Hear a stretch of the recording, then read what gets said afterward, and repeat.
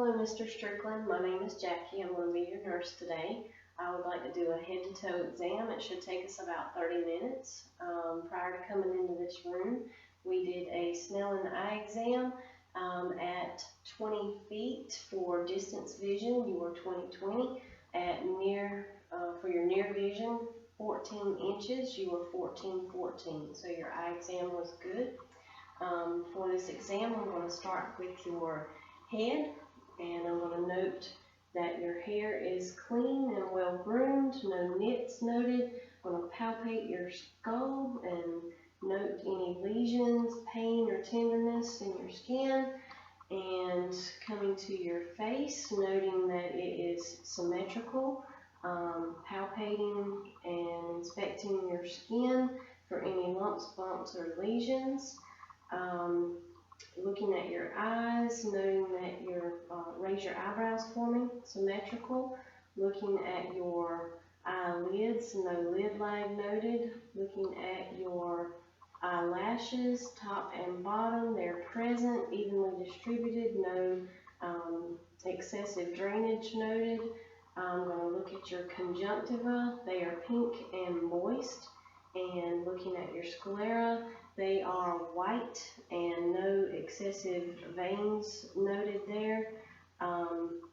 Would like for you to puff your cheeks for me, okay, and smile and stick your tongue out, up, move it up and down from side to side, okay, and that is symmetrical. Would like to have you close your eyes for me, and with your eyes closed, let me know if you feel anything touching your face. Yes, yes, yes, yes, yes, yes. Okay, good. And you can open your eyes. While we're here on your head, I would like to palpate your temporal arteries and move down to your temporomandibular joint, inspecting and palpating here, your range of motion. If you would open your mouth for me and close and move your jaw from side to side, okay? Any pain or tenderness there? Okay, good. While we're here, I'd like to inspect your lymph nodes of your head and neck. We're going to begin with the pre-auricular, move to your post-auricular, your occipital, and then your submental, your submandibular, and your jugulo-digastric, moving to your superficial cervical chain, your deep cervical chain, and your posterior cervical, and then your supraclavicular. Any pain or tenderness with those? Okay, good. And while we're on the head, I need to inspect your sinuses, and I'm going to put some pressure on your frontal sinuses and your maxillary sinuses. Any pain? And we're going to percuss frontal and maxillary. Any pain with that? Okay, good. So that concludes the exam of your head. We're going to move into your eyes. I've already done all that on your eyes. Wow. Good. And all that's done. So I'm going to do an eye exam called confrontation. To do this, we'll be checking your peripheral vision. I will have you to cover your left eye. I'm going to cover my eye on the same side. I will wiggle my fingers. Please let me know when you can see my fingers and look directly at me. Now. Now. Now. Okay, cover your opposite eye for me. I'm going to do the same, and let me know when you can see my fingers. Now. Now. Now. Okay, and the next exam is going to be called diagnostic position. I'm going to be looking at the smoothness of how you move your eyes when you change positions with your eyes for looking for extraocular movements. So look at me, and if you'll follow my finger with your eyes.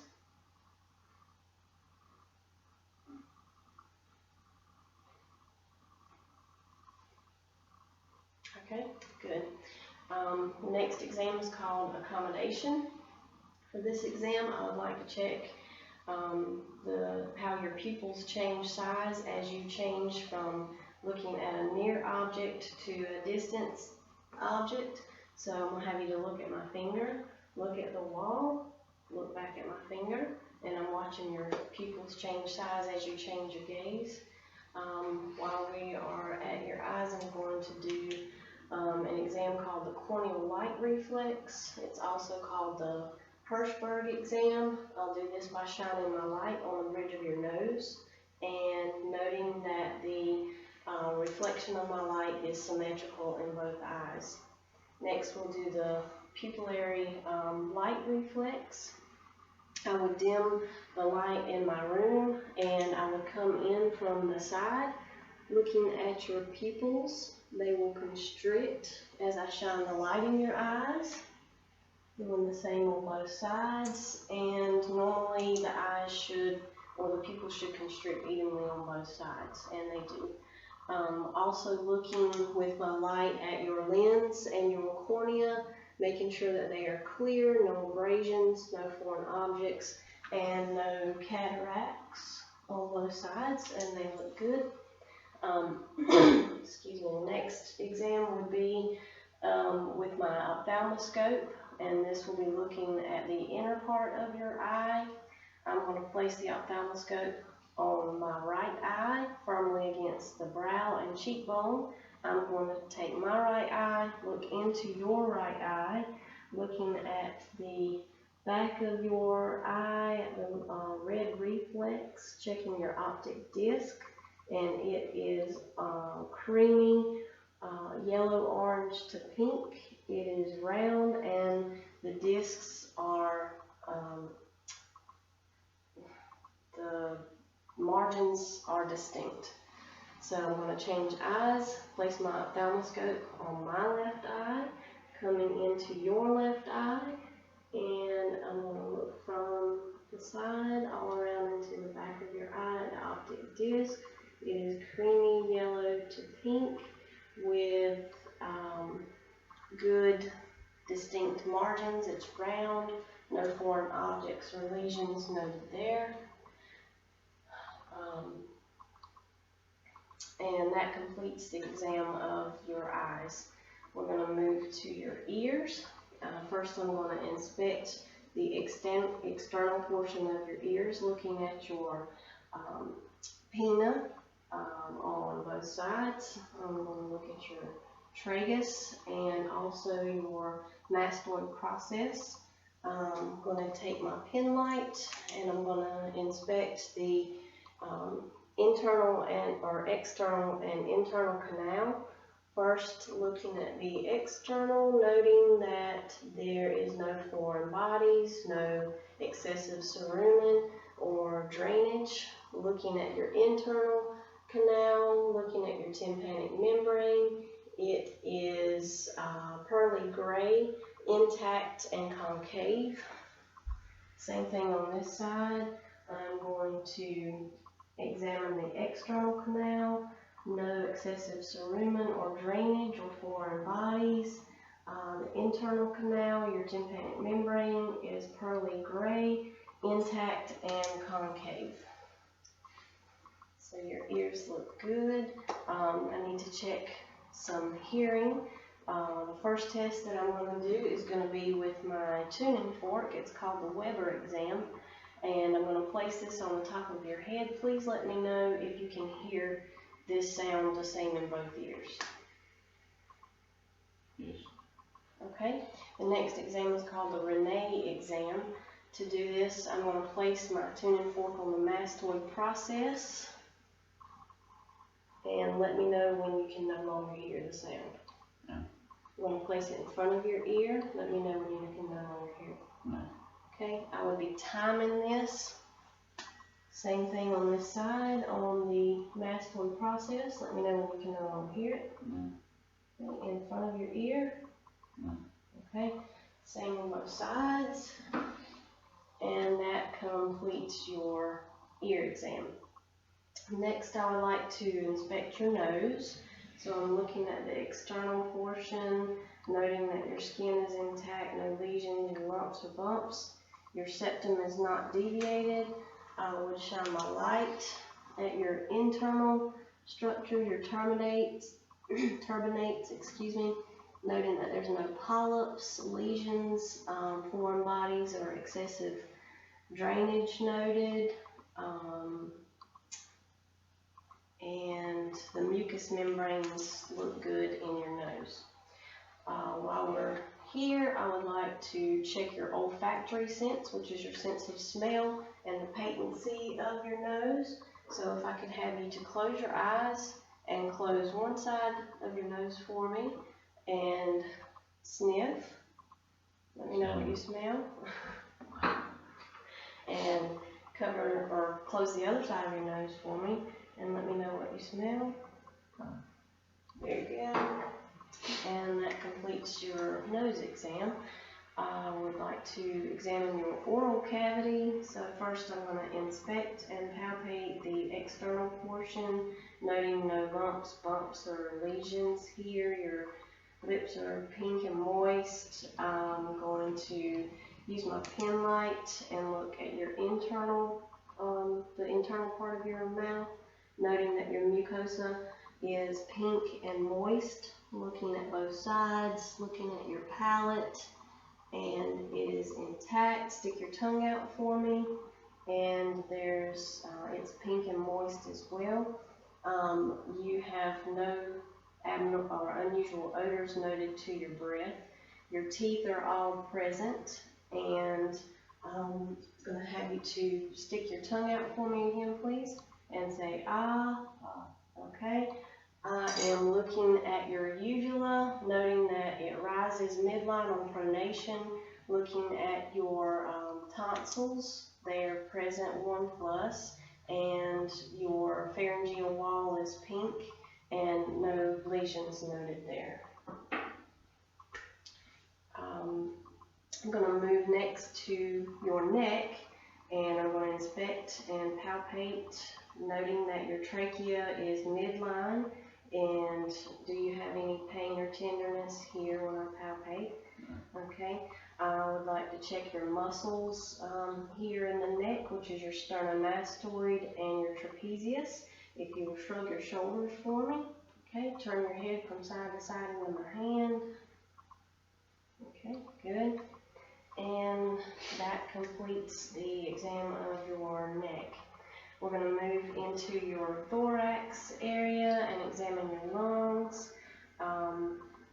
My order of exam here is going to be inspect, palpate, percuss, and auscultate.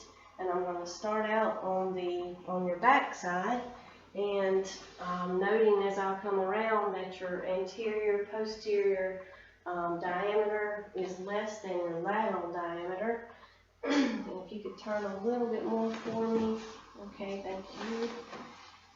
And first I'm going to inspect and palpate your skin, and noting any lumps, bumps, or lesions, any pain or tenderness. This would be against your skin with no clothing normally. And I would like to check your respiratory excursion, placing my thumbs on your back and asking you to take a deep breath in and out. Okay, noting that my thumbs separate evenly when you do that.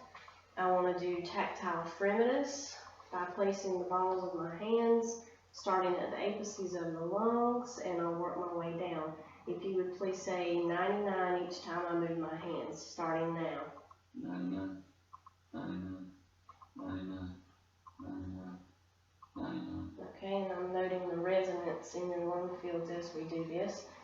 The next part of the exam is going to be to percuss. I'm going to start at the apices again.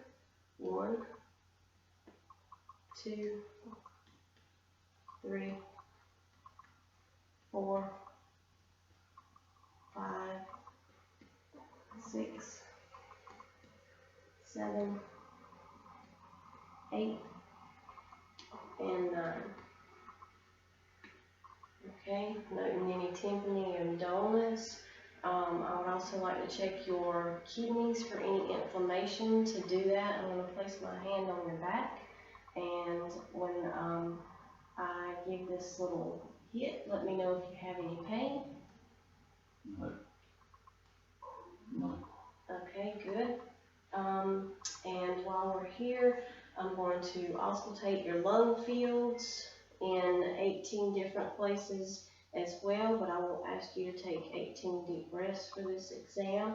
I'm just going to place my stethoscope, beginning in the apices at 1, 2, 3, 4, 5, 6, 7, 8, and 9. Okay, your lung fields are all clear. I also noted when I came back here that your respirations are even and unlabored. So I'm going to go back to your front, if I can have you turn back around. And we're going to do the same inspection on the front as we did in the back, starting with inspection and palpation, feeling for any lumps, bumps, or lesions or anything on your skin, no pain and tenderness. Then going to do tactile fremitus, starting at the apices. If you'll say 99 each time I'm in my hand, starting now. 99, 99, 99, 99, 99. Okay, we're also going to percuss here, starting at the apices. I'm sorry, 1,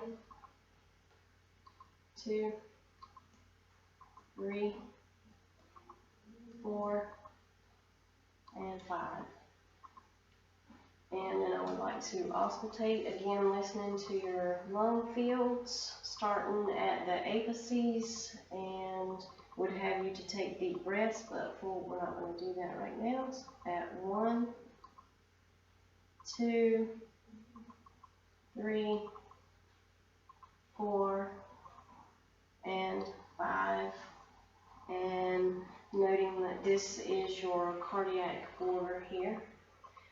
So that completes the exam of your thorax and lungs. So next, if I could have you to lie down, first on your left side for me, and I'm going to give you some privacy with the sheet.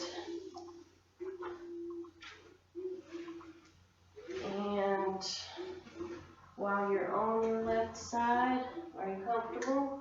I'm going to auscultate your apex of your heart while I palpate your carotid artery. Okay, and if you would roll over back onto your back for me. While we're here, I would like to also auscultate your carotid arteries, checking on both sides for noting any bruits here. Also, while I'm auscultating, heart sounds in 5 anatomical locations, beginning with your aortic, pulmonic, Erb's point, your tricuspid, and your mitral valves. Okay, so while I have you on your back, we're going to move down. While we're still up here, let me get my pen light. I would dim my light in the room and ask you to look to your right for me. And I'm going to shine the light on your neck, noting any jugular vein distension. If you'll look to your left for me. And to note that would be that your head of your bed is at 45-degree angle, and if there is or is not any jugular vein distension. We're going to move down into your exam of your abdomen, and the order of the exam would change here to inspect, auscultate, percuss, and then palpate. So we're going to start by looking at your skin. I'm going to shine my light from the side of your abdomen, noting the symmetry and contour of your abdomen, going to the foot of the bed and doing the same thing between your feet at your symmetry and contour. I'm looking at your skin for any scars, any pulsations. Then I would like to listen to your bowel sounds, starting in your right lower quadrant, right upper quadrant, left upper quadrant, and left lower quadrant. I would listen to each quadrant for 1 full minute, noting the frequency of the sounds. After I listen, I would like to then percuss each quadrant, right lower, right upper, left lower, and then your bladder. And then we would palpate, first doing a light palpation in the right lower, in the right upper, in the left upper, in the left lower, and then of your bladder. And then we would do a deep palpation, right lower, right upper, left lower, and then also the bladder. And this would be looking for any pain or tenderness for organomegaly. So that completes your abdomen. While I have you lying down, I'm going to provide you with as much privacy as possible, but we're going to do a lower extremity exam. And the first thing I want to do here is palpate your femoral pulses. I'm going to move down, inspecting and palpating for muscle mass, looking at your skin for any lumps, bumps, or lesions, feeling of your joints, noting any pain, redness, or swelling. Moving further down, noting any edema, any change in color of your skin, any difference in temperature. And I would check or palpate your popliteal pulses here. I would palpate your posterior tibial pulses and your pedal pulses here. Moving on down to your feet, if you would move checking your range of motion in your ankles, move your feet from side to side. Okay, good. And move your toes up and down. Good. While I'm here, I'm going to check for Holman's sign. Let me know if you have any pain in your calf. No. Okay. No. Okay, good.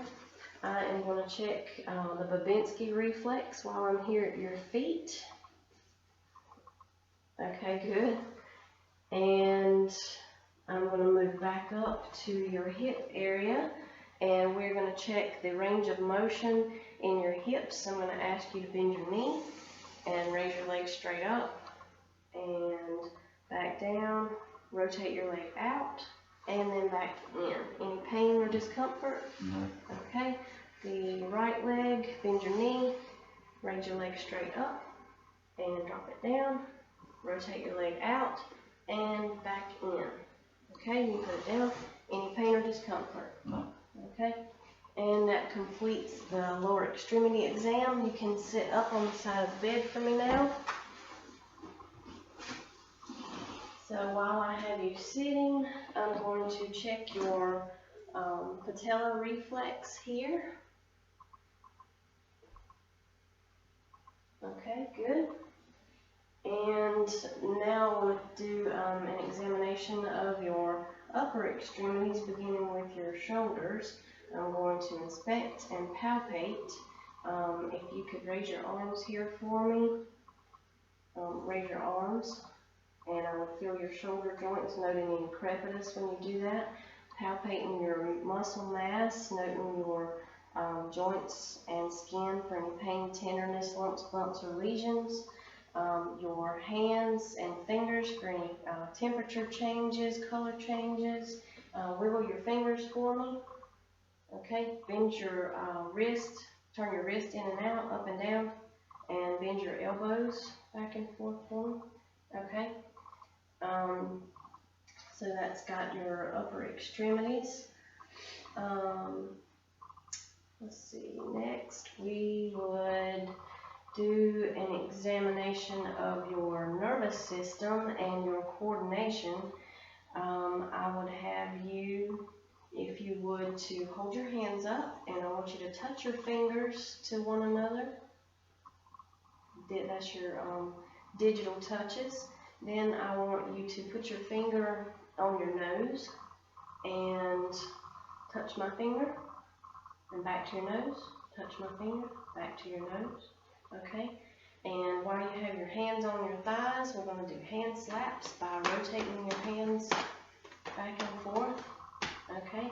And while you're here, I want to do a lower extremity check of coordination by having you to touch your heel to your shin and slide it down to your ankle. Same thing on the other side, slide it down to your ankle, very good. All right, now I would ask you to stand up for me. I noted when we came in that your gait was normal, you didn't have any limps or anything. So if you would now, I'd like for you to take 5 steps doing tandem walking, which is heel to toe for me. Take 5 steps. Okay, now turn around and come back walking on your heels. And turn around and walk back again for me on your toes.